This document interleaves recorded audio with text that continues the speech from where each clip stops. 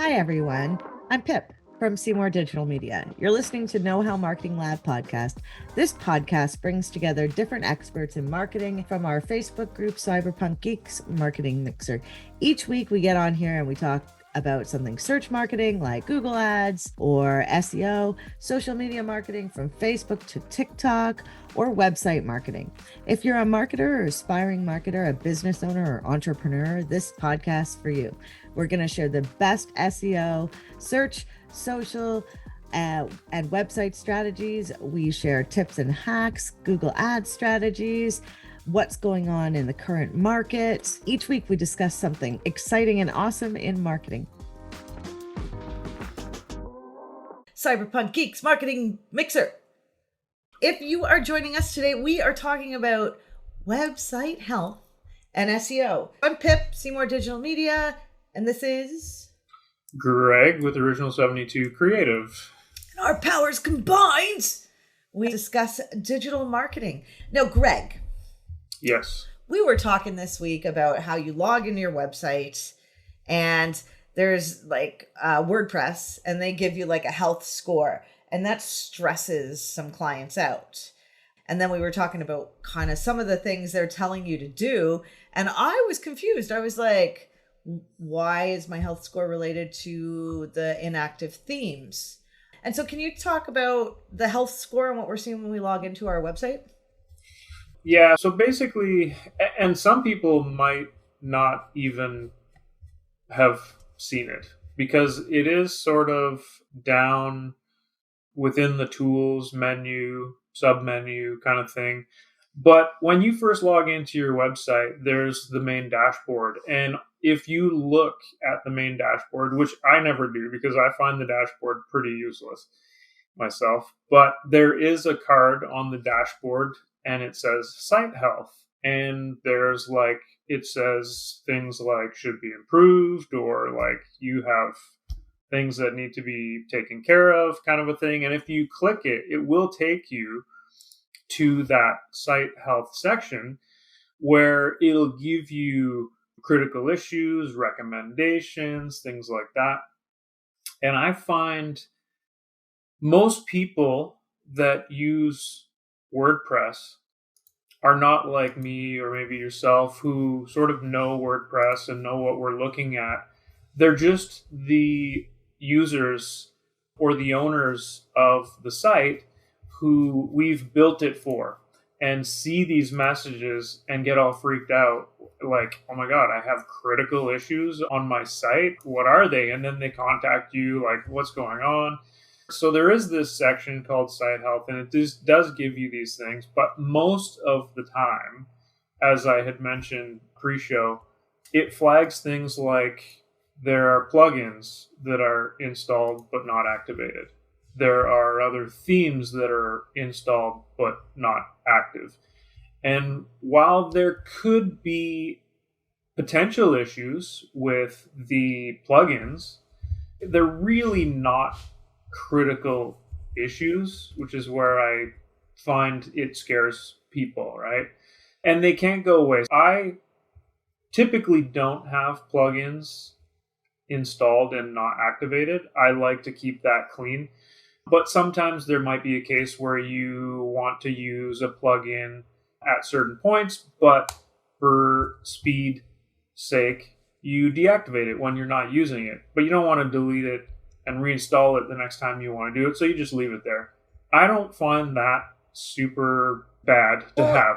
It doesn't affect you, right? Like in that if it wants an update, because it's not active, the files aren't, you don't open or close the file. The files aren't going to affect your site, right? That's right. And so it's fine because I have Christmas. I know you love my plugin, Christmasify. They also do Halloween, and you get little things moving across the screen. I know how much you hate those. So I have that turned off because why am I going to turn that on all year? But I don't like the red. When it shows me red, I have to update, right, my sites. But I always wondered about updating the plugins and if they weren't activated. So I don't need to update them if they're not activated. Well, you should still update them and they won't cause any issue on your site. But definitely, if you do have a plugin that isn't active on your site, you'll still want to update that just for security's sake. Well, and that's the Because thing about updating a plugin on your site that's not active will not do anything to your site. It'll just update whatever software is on the server for that inactive plugin. right. And so if I have plugins that I don't update, that is an issue because it can cause some problems with security, right? Yeah, because most of the time there's a couple of reasons why things get updated is because there is some type of a security hole in it or a vulnerability in it, or there's new features. So, I mean, take advantage of the new features and update, or update if just in case it's a patch to something that could have a vulnerability on your site. Mm-hmm. So, okay. And so what about the themes? Like I have 3 or 4 themes sitting there on my site that I don't use. Should I delete those? I would, and I would only leave one theme in there as a backup. And typically, I suggest it be one of the default or the latest default WordPress theme. And the reason for that is because there may, in the future, when you update your theme that you're using, it may cause a problem on your site. And one of the ways to figure out if it's a plugin or WordPress or your theme that's causing an issue is to revert back to the default theme to see if the issue is still there, which would indicate that if it's gone, then it's an issue with your theme that you need to figure out. Also, sometimes if you don't have a backup theme and something does go wrong, then your site would completely be gone. Whereas if you update WordPress and something happened, at least that default theme would be able to kick in. If there's no other theme, then nothing would happen. Mm. Okay, so I don't need to pay attention to those things except keep it default, update my plugins, and the site health we're seeing on WordPress. Now that's one place we see site health, right? There's a whole bunch of other places you can look at site health. Yeah, and also I just touched on really the theme warnings and the plugin warnings, but there are a bunch of other things that could be up there. One of the common ones that I see clients asking me about is upgrading your PHP. If the server is running an older version of PHP, oftentimes it'll say you should update to the latest, which is good. So there is a handful of things that are in there that are either recommendations or actual issues, and you should bring them up to people. Let's go back to the PHP, because I think that can take a significant amount of time to update, and it's something a developer needs to generally do. It doesn't take much time to update, but it could cause you some major headaches. Okay, there is a possibility. Because PHP is a programming language, which is most of the WordPress and plugins. It's all based on PHP. So running the latest version of PHP or an old version of PHP, there are things that get depreciated or added in to that module that run on the server that allow you to code what your site is doing and function. So if you were to get a new feature within WordPress that is dependent on something that is in a newer version of PHP, and you're on the older version, but you upgrade your site, then those things will not work and could cause you like a critical error and just have a 500 error, server error, and show a white screen, that type of a thing. So a PHP error could completely take down your entire site. Sounds great. So that's a panic phone call. Pretty much, yeah. Now, we know that the new version of WordPress is coming out 6 point something, I think. 6.1, it's actually out. And is that going to have a updated PHP?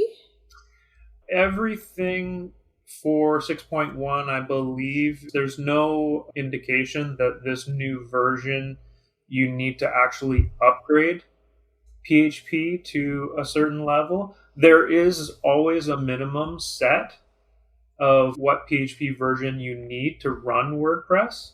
So as long as you're running that minimum version, it will still work. There would be a point possibly in the future where WordPress will say, okay, everybody needs to be on at least this version of PHP for anything moving forward. But they would tell you before you do an update that there's a dependency on X level of PHP for that version to run properly. Huh. Because that's an issue I've seen where I look at Phelan and I'm like, there's a problem. So, because that's not where I'm strong, right? Developers are strong there. They look at code stuff, and if it's red, they don't, have a meltdown and stop reading. But if you learn to keep reading, you usually find out problems and solutions. Now, are there other things that this health of WordPress tells us? I mean, there's a ton of things. It's impossible to go through them all, but people can look at their site health and have a look. There's things for performance, there's things for security, there's critical items. But I think those are the major ones that people sort of get freaked out on, is maybe the PHP. And then, I don't like, because it's not really a thing to freak out over, is like the warnings of you have plugins installed and not activated. Okay, they're not activated. There's no problem there. Right. I have the same. Oh, go on. Sorry, what? And the theme's the same thing. You have a theme that's not activated. Oh my God. Yeah, oh my God. It's true. I have the same problem in Google Ads with Google Ads added the button of an optimization score, which literally they have proven that everything that is recommended in there is for Google, not for the client. But I do go in and update it so that I don't get those panicked calls saying, oh my God, my optimization score went down. Cause I'm just like, yeah, don't worry. But that being said, there are other places so have you ever gone to pingdom.com and done a test? I like them. Google Search Console gives you an ability to do health tests on your site, which are related to speed and how close buttons are and all the things and the stuff that gets people pretty overwhelmed pretty quick because it's pretty technical. I mean, I can fix image sizes, which is usually one of the main problems. But there's other things. And I know that you've been frustrated with the health scores because the actual number doesn't necessarily reflect, what is going on. And we've had clients get you do stuff and it changes and it doesn't change in the right direction and they're, more upset. Yeah, I mean, I've had situations where I was, looking at a site and trying to get a better page score, optimize their site and stuff like that. And you could initially look and the page score could be, let's say, 75, just for the hell of it. And then you start working on some of the items and fixing these things that they say are wrong. And as you do that, the page score could go up, but it also could go down, I've noticed, because it seems to show you a certain amount of items. And then as you fix those, you'll do another test and it'll just give you more items to look at, right? So it's not like I have never had the situation where I've done one of these tests and it's given you everything that's wrong with the site. So I don't know how these things work exactly, but this is why I get frustrated with people when they're like, oh my God, we need to up the page score. We're like, who cares about the page score? Let's just test it and see what the things that are wrong, the suggestions on how we can improve the site's performance and make those improvements, right? Because after you've made all of those improvements, you could still have a bad or a not great page score. Want to know more about SEO? We've got a class for that. Our mission is to educate students about the right tools, techniques, and strategies to grow their businesses using the most up-to-date search engine marketing optimization techniques and tools. Find out more at knowhowmarketinglab.com. And the only thing that really matters, I mean, okay, lots of things matter, and you'll learn this stuff over time. Like they do the first paint and all this stuff, and they're using acronyms that are a little bit like, oh God, what is that? No, my God, I don't understand this language. And I think the main thing you just want to pay attention to is your site speed. Like if it's under 3 seconds, I think 3 seconds is what you want before people just give up, right? And I think that's the most important aspect. Right? You want things to work on your site. If they don't work, it's bad user experience and therefore bad SEO, right? Mm-hmm. But are you going to hyper focus on all these things? Did you know that you could have poor site speed? You can get a plugin. You can probably fix that lickety split, right? We sped up somebody's site like dramatically from, I forget what the plugin is. I'll have to add it. But so technical stuff to fix, like 404 pages, those are bad user experiences. Those are the things to look at and pay attention to over all this other stuff, right?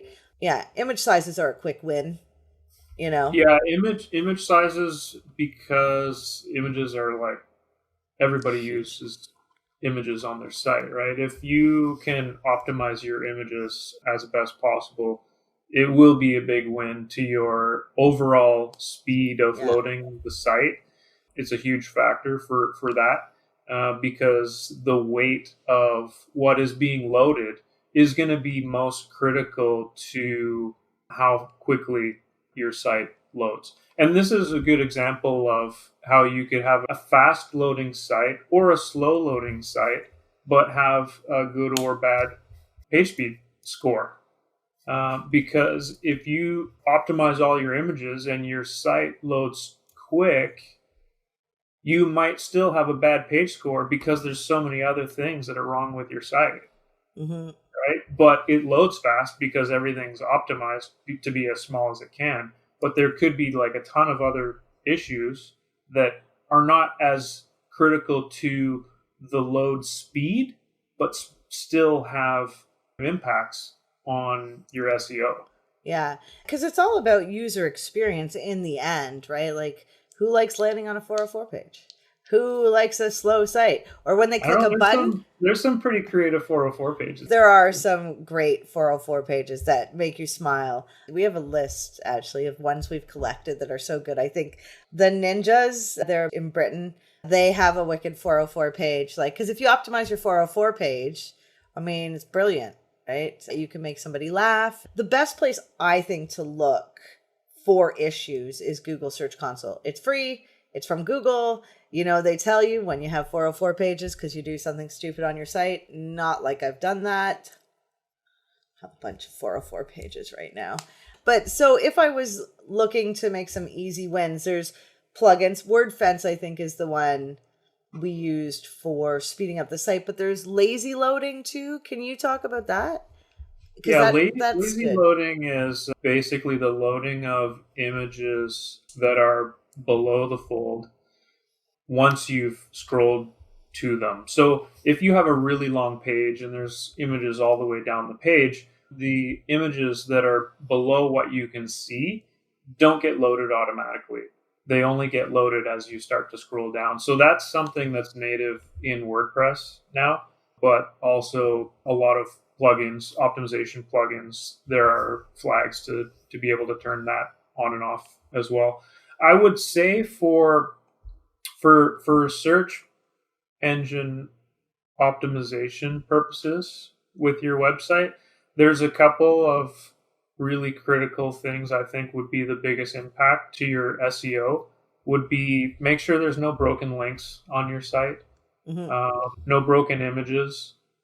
Make sure you don't have an excessive amount of redirects or 301s. That seems to be something that the search engines don't like, being redirected a ton. So if you could minimize, and that speaks volumes to when you do certain SEO things, because it would be much smarter then to do SEO things like keyword research, picking a specific keyword string for a page or two, because then you'll have it in your URL, right? As you're creating the site, and then you won't be doing the redirect. And yeah, so I think, it's always best to do SEO when the developer's creating the site and having a team effort, right? Which is hard to do for some reason. SEO seems to be an afterthought. People often build their websites thinking that I'll just build a website, I'll build a business, and they'll just come, Yeah, it's never an afterthought for me. While I don't actively just do SEO specifically for companies, like clients don't typically come to me to be like, oh, great, okay, I need to SEO my site now. I typically leave that to the professionals. Like, if a site hasn't already been built like that and you need help to do that, then you go to a company and they specialize in SEO and helping you with keywords and stuff like that. But every site that I build, because I know most of the basics of SEO, probably more, but I hate saying I know everything, is I build the site and I'm building knowing that these are how they need to be done for SEO purposes. Mm-hmm. So I'm just automatically building things in that way. Yeah, which is helpful, to be honest, because then it sets people up for more success later, right? Now, going back to plugins can weigh a site down, right? So you don't want more than 10 plugins maybe? That's sort of a misconception that the Tell more me plugins more. you have. Yeah, I don't know if I think we did a topic way back in the day on whether or not the number of plugins that you're using matters, cause your site to be slower. And so what happens is additional plugins are just additional code and additional functionality. The additional code and functionality should not excessively weigh your site down anymore. So you could have 5 plugins or you could have 20 plugins and the site would not be impacted. What would impact your speed is if 1 or 2 of those plugins were shitty plugins, not coded very well, that are causing problems and slowness on your site. So no, there's not really a number of plugins that you should stick to or stick under. You should really make sure the health of your plugins, the reputability of them, who's made them, how they're made, what they do, is really the focus of what you should look at, and make sure that you don't choose one that weighs your site down. Isn't it funny? Because when you go to load up a plugin, it does tell you compatibility with your theme and when it was most recently updated. And if they have a billion, uploads or downloads, then it's pretty reputable. Yeah. You definitely go with the masses on this. Definitely check the last time it was updated. Absolutely look at how many people use it. And those are good indications that the plugin is active. They're still continuing to make updates to it as WordPress changes. There could be times when a plugin stops working because of something that is updated in WordPress. So you want to make sure you choose a plugin that is still actively being worked on and a lot of people use. If you choose something that hasn't been downloaded a lot and hasn't been updated in over 6 months or a year at least, the chances of that plugin becoming a problem in the future are a lot higher because there's not a lot of people using it, and whoever built it, who knows if they're even around or still in the WordPress community. So when WordPress gets updated, if something happens, then you just lose that functionality or it causes your site to die. And there's no one behind that to be like, oh, this is a problem with my plugin that I put out there. I better fix it for everybody. Yeah, or find the plugin if you have to replace one, right? The other thing is, this kind of leads us into and back to themes, because themes can slow down a site because they're like plugins, right? It's a lot of code and functionality. And so, do you have any opinions on the better themes to, use or builders to use? So I have always, ever since page builders even first came out, have been very negative on installing and using page builders. I've known they were heavy. I know there are a lot of code base, like there's a lot of code behind them.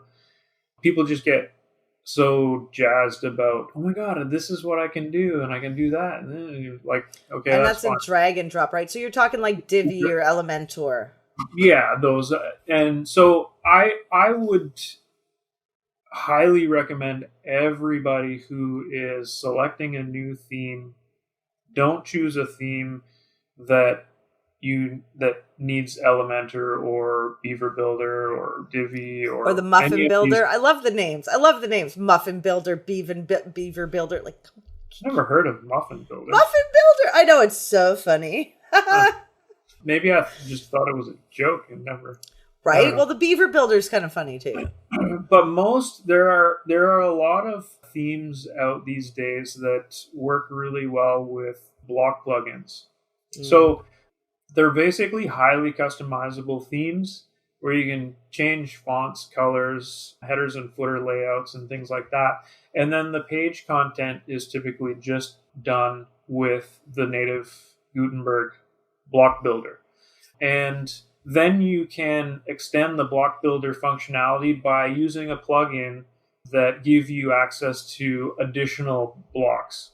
And by doing it that way, you're just using native WordPress and a plugin that gives you extra block functionality. A lot of block plugins sort of pair with themes. Okay. So if you're using, say, Astra theme, Astra, I think, has their block builder, which is called Spectra. Okay. Yeah. I think I've heard of Spectre. Cadence theme uses cadence blocks. That's my go-to. And there's a handful of other. And you used to use something before. You used to use Genesis, right? I built all of my themes using Genesis for, I don't know, like probably 8 years at least. What made you switch? The functionality and the customization of Cadence to me gave me a lot more option to build sites quicker for people. Oh, okay. Yeah. We like the Cadence theme. We've had you build a couple sites and it's been, they're fast. So here's the thing though. People get like, if I want to build my own website, and I definitely want to use WordPress as a business owner, but I don't know how to make the right choice about picking a theme, and different people recommend different things. Can you recommend what to do in that case? Like, do I go to Theme Forest and just buy a theme I like, or should I talk to a developer, or like go to WordPress maybe? I guess it really depends on what your level of interest in doing it yourself or having someone help you would be. Theme Forest and getting a theme there that's like already done and you just install it and then start adding your content is great for complete do-it-yourselfers. You can also use these highly customizable themes like Cadence and Astra and GeneratePress to do the exact same thing, but there is a lot more customization that you need to figure out. It's not like here's a theme and this is the look. It's like here's a theme and now make it look how you want to make it look. And you need to know how to go through all of these settings to customize and make that look happen. A lot of settings. But you can if you really want to spend the time to do it. But instead, you can get that theme also and have someone like me or another WordPress person go through and basically set it up how you want your site to look. And in that sense, you also would have to have a loose idea of what you want the site to look like so that you can go through that process and put that look together. And then there's the people who don't want to have anything to do with the build and have a large budget and just want to do a complete custom design and custom build of a site where they're not doing anything. They're just using a developer to build what they need for their site. I think, you go through different stages unless you want to get into development, which is, as a business owner with no money, you're building your own. And then once you get enough money, you end up start talking to professionals that know where all the buttons and levers are. It just makes things easier. That's what I've learned. We are out of time. That was really good. Next week, we are talking about Looker Studio, which used to be called Data Studio, which is one of our measurement tools. Phelan and I will be on, and that should be a really fun one. We will see you next week. Bye. Bye, everyone.